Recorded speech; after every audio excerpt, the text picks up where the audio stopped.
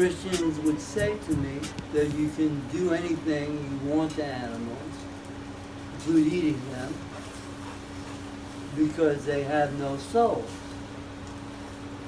So in the learning process, because I was reading the Bible, studying the Bible, researching, Minister Steve Brigham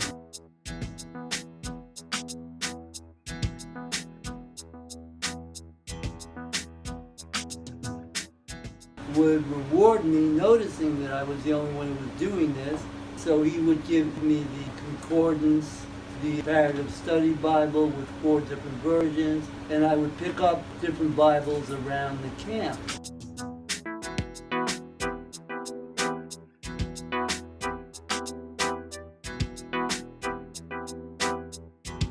So Steve brought me an Old Testament translated into English. And I look at it on the first page.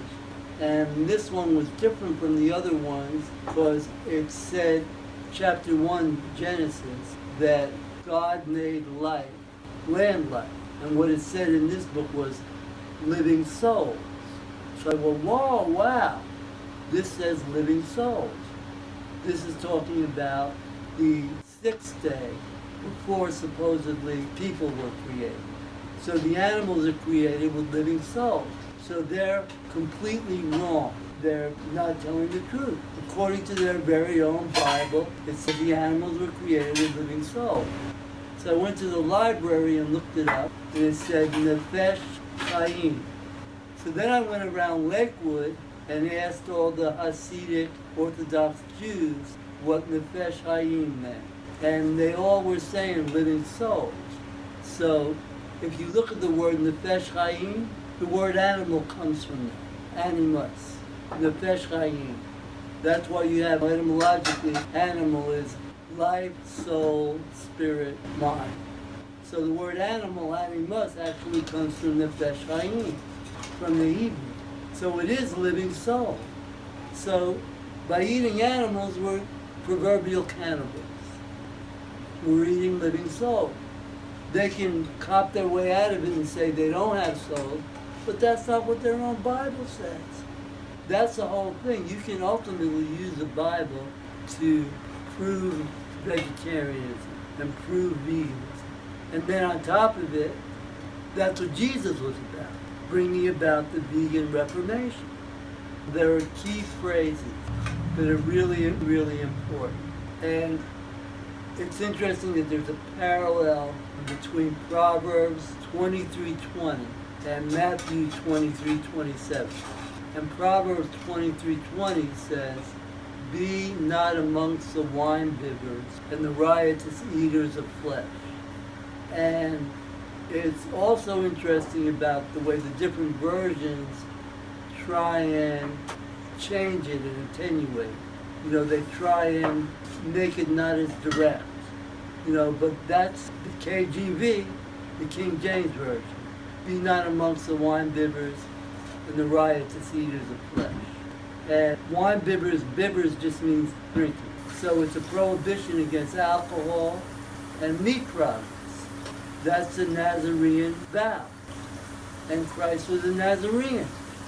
So in Matthew 23:27, he chastises them and says, you look nice on the outside, like you're doing all this ritualistic spiritual stuff, but you're eating flesh on the inside.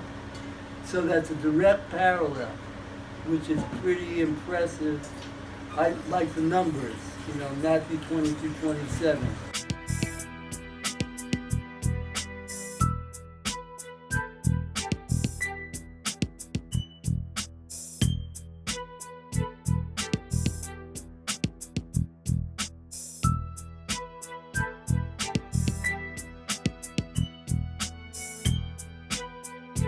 The interesting thing is that you got to go through the different translations because you get sepulchres, you get sarcophagus,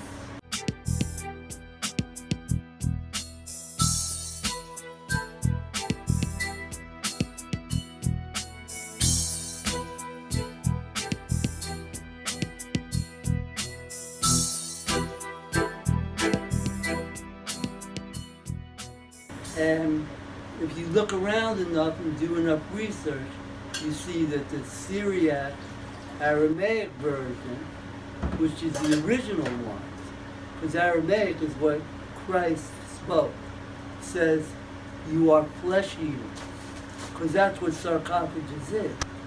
So there's who they call Jesus Christ trying to bring about that vegan reformation. That's why he broke into the sacrificial temple. Rimberry, if you put the two books together, The Forgotten Beginnings of Creation and Christianity, and Rimberry's work, Rimberry did some good stuff. And Carl Anders Screever says that even Martin Luther translated it as murderous pit. That when Jesus went in there in Matthew, Mark, and Luke, he said, you've made my Father's house into a murderer's pit. And the Gospel according to John says, you've made my Father's house into a meat market, a butcher shop. Of course they're going to cut that out of the Bible, because he wants to end the sacrifices and bring around the vegan reformation.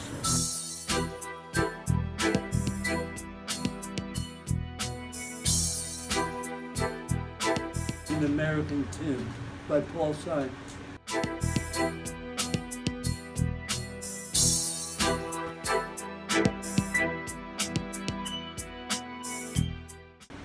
And it's about the disenchantment with what has happened to American life. The American dream, quote unquote, is dashed against the rocks. It's a good song by Paul Simon. I would take it a little further. I don't think there ever was an American dream, but it's a good song. Perfect for Tennessee. So he was going to call the movie An American Dream. And Minister Steve is too egotistical, a 6'4" bodybuilder, and he wants it's his show. You know, he once said to me, like I was saying, reporters came from Italy, Germany, Chile, Denmark.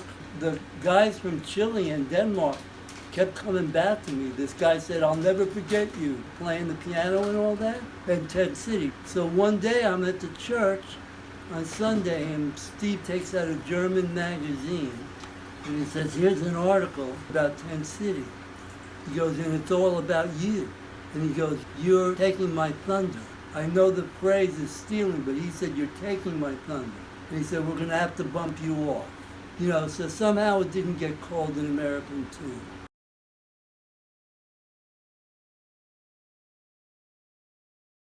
And I would say the best stuff I did out there, he never included. Because he would rave about my stuff. Well, it might have been that he couldn't get the rights. Well, He said he had a lot of trouble. look, things are complicated.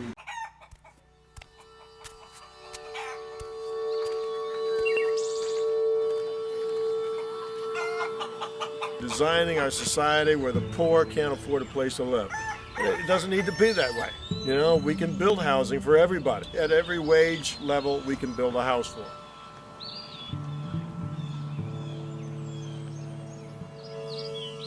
So many homeless people, you know, trying to create tent cities because the shelter systems aren't working, the government systems aren't working. There's not enough subsidized monies to go around. If you go into some small village in Africa, the first thing that they're going to let you do is build a hut for yourself. It's just almost so basic, people would say that you need a place to live. Our society can afford to produce a system where everybody has a house, working at any minimum wage job. It's just that people think that they can stay there forever and they're comfortable where they are, but hopefully we'll be able to show them something better and they'll accept it right away once they know that there's going to be an end to it. The focus is on Steve. Once they get Steve out, there's going to be nothing to tear this down. Yeah, they arrested me again last night. Yeah, this is the second time. The township wants you to tear down your home. For a lot of people down here, this is all we have. And they just want to take it and rip it out from underneath us. This is my home. If you think that you're just going to come in here and take my son, guess what? The fight is on because I'm doing everything that I'm supposed to be doing. Get ready! We're moving forward. The judge said that we've got a right to be here. Lakewood tried to evict us, and the judge said no. I'm a 12th generation American. I've got a lot of pride in America. I want to believe in America. Give me something to believe in.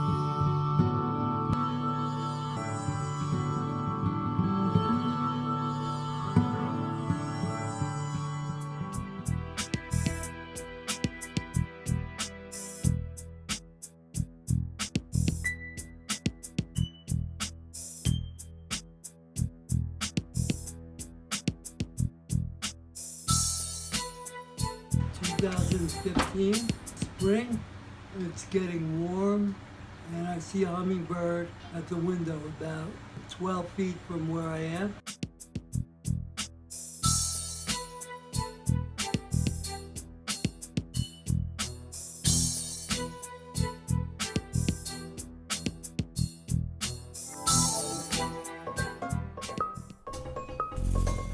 Hummingbirds are ravenous. These tiniest of birds have the highest metabolism of any warm-blooded animal. And they're fueled by flower nectar. To get it, they've developed skills no other birds have. They can fly backwards and hover for long stretches of time. Their beaks stay steady like a surgeon's scalpel. But their wings beat furiously, up to 80 times a second, and they can hover in wind, in rain even. Most of these birds weigh less than a nickel. You'd think they'd get blown away. And it's grazing the window, flying into the window, but not with force, so to hurt the hummingbird. And it took me a while to realize, I don't know, for a day or two, that the hummingbird was saying, put out a feeder for me.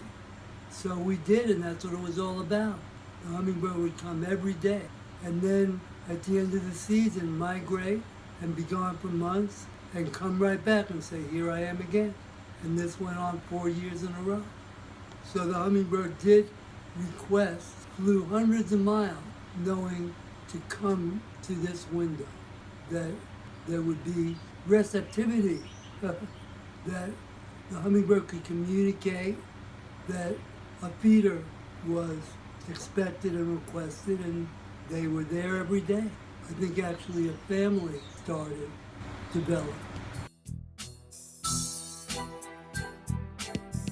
When I was young, I found being around people to be very bothersome, to say the least, shocking, if more like it, and very upsetting.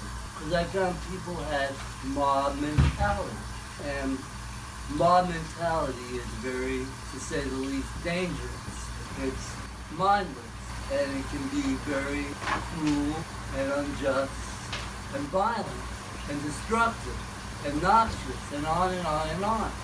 And I just felt this undercurrent that there was a reality that was very, very pernicious. Like it was sick. And why? Like what's going on here? And then as years go along, you find, because people are living a lie. For thousands of years, people live lives. And the thing is that they love to point at art. We're great. Humans are great. Look at our art. Our art. Like, like starving Van Gogh is our art. Make the guy starve so then you can sell his paintings for millions and millions. That's our art. That's torture Vincent and bleed him like a slaughterhouse calf.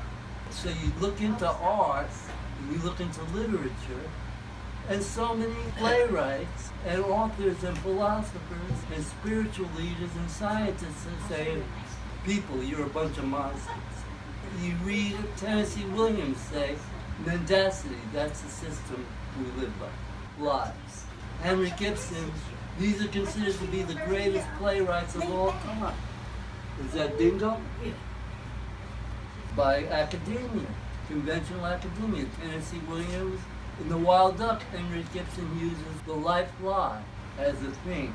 The delusion man must create to flee a reality that he cannot deal with. In other words, to live life a lie because we can't deal with the reality that we've created. So he calls it the life lie. And T.S. Eliot said humankind cannot stand much reality. So it was kind of like, wow, if you look into this stuff, and the Bible says what is good for man is an abomination to God. You know, so what man does is antithetical to goodness. So let's find out, what does man do, and what is so horrible, and what's the antidote? How can we heal this, right? What's going on? Why is there just constant war and famine and disease and injustice and poverty amongst human beings? Never-ending wars, you know, never-ending violence. So you find out, you know, you look into it and you find out what is spiritual. It's not bowing down and saying, forgive me for drinking blood, like they do. It's not drinking the blood to begin with. In the vegetarianism of Jesus Christ, he says the followers were vegetarian, not because they thought it was good. It said Jesus commanded me to be vegetarian. You know, I'm referring to that because there's 2 billion walking around, and it's their duty to follow Jesus. Another amazing funny thing is that you notice how the Hasidics, their hair, right? Well, I saw something that gave me an inclination to feel that guess where the word Hasidic comes from? Come on.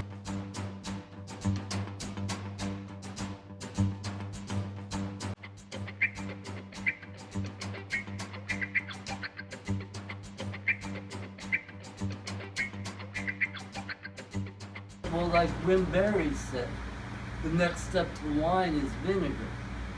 Gee whiz, vinegar is better utilization than wine is. It's much more nourishing. And water is holy.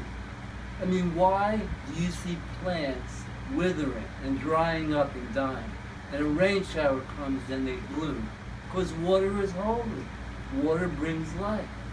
You don't have to create, what do they call it? Inebriated, intoxicated. Why is it good to be intoxicated? Why drink alcohol? As a matter of fact, Samson didn't cut his hair. You know, the famous Samson. And that supposedly had to do with meat eating also. And Samson was a Nazarene too. That's why he didn't cut his hair, and that's why Jesus didn't cut his hair. He says, my body is the bread. So they want to cover their tracks. They don't want to say, well, Jesus picked up the mutton of the lamb's leg, and they're like, oh, yummy, you know, this is my body. He said, the bread is his body.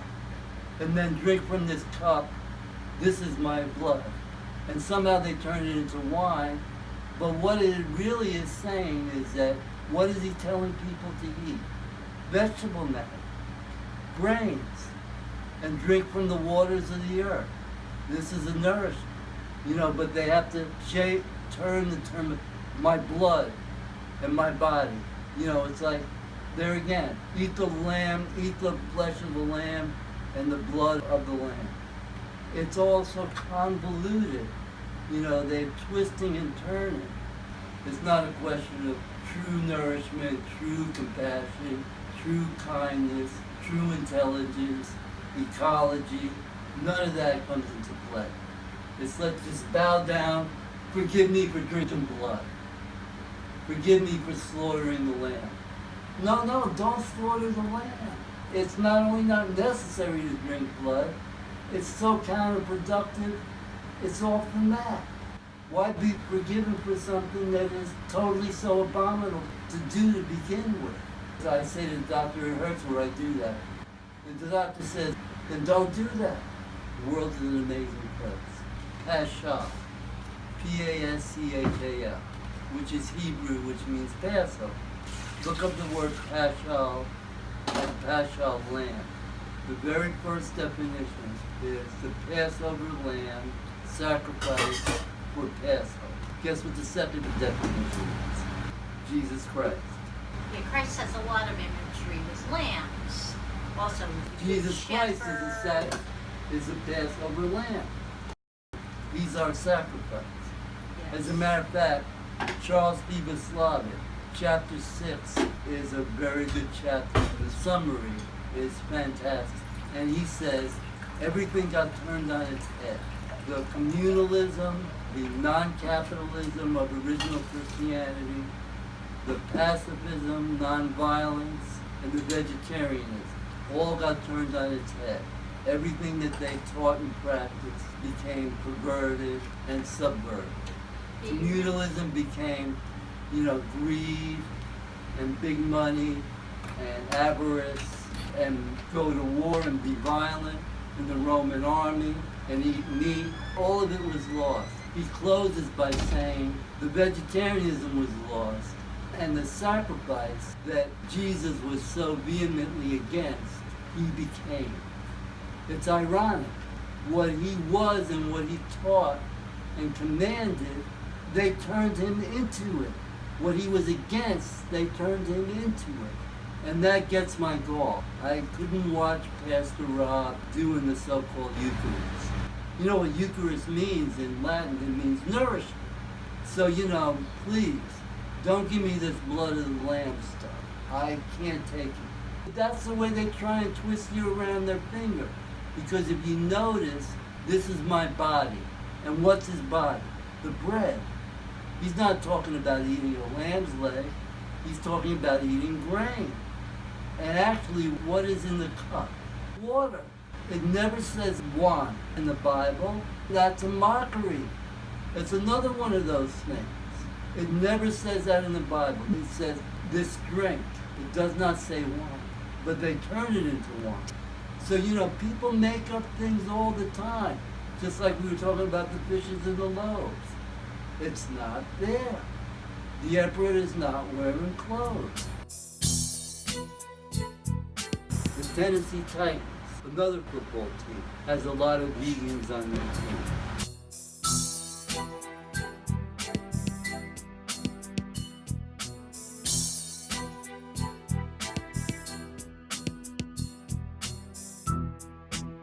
They started out really good yesterday. I believe 43-13. So there's something to watch. The Tennessee Titans are known as being vegans.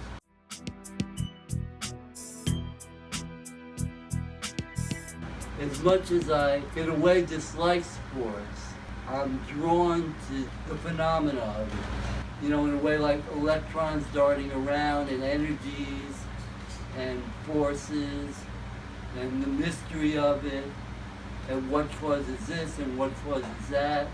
Like, as a little aside, my father's religion was baseball and the New York Yankees. So if I wanted to live in my house, I had to be a baseball religionist too. So I loved Mickey Mantle. Still does. I would say, put me on the cross and sacrifice me. If Mickey Mantle can hit 60 home runs, I'll do it. When he would come to bat, it was more to me than me succeeding. That's just the way I felt. I just really liked Mickey Mantle. And I didn't even realize what I was like. He was a freak of nature. He had osteomyelitis in his right leg, which is a form of cancer. They were going to amputate his leg. And then they decided to use some medicine, and it broke. The infection broke. But he had some form of cancer. And yet, he was the fastest runner ever in baseball. Now go figure. How could somebody have cancer in their bone, in their leg, and be the fastest runner ever in baseball? But they're again driven. Also, just to give you a scope, the average home run that's hit is about 350 feet. 375, 350. Hitting it over 400 feet is a pretty good shot. Hitting it way into the 400s, you're really starting to get out there. Hitting it over 500 feet, very, very few. I saw a film where they had the number of people hitting home runs over 500 feet. I think one by Jose Canseco was 540. Mickey Mantle hit one 734 feet. He hit a good number into the 600s. He was off of this planet. But he had a miserable life.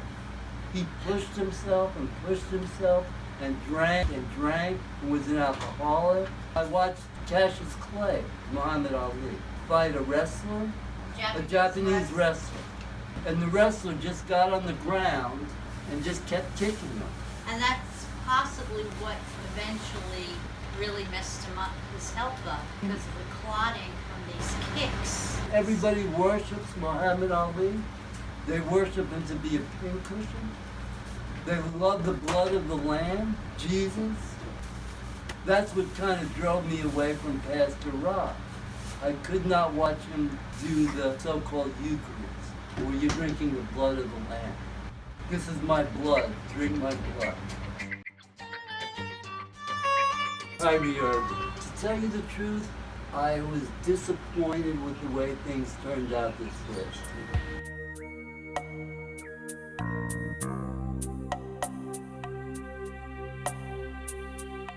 I remember him with Cleveland, and he was something else. When I heard that he went vegan, I said, this is great.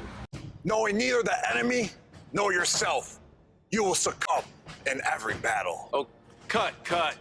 I'm not feeling this. Am I too serious? Yeah, I don't know, Grunt. You don't like Sun Tzu? We need some music. Now, this is more what I had in mind. This is my world. And this is my shoe. Kyrie full. Hey, JT, what you think about that? It's cool.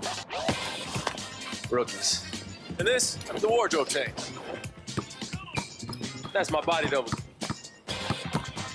That's the Boston Philharmonic, and this is where it gets ridiculous.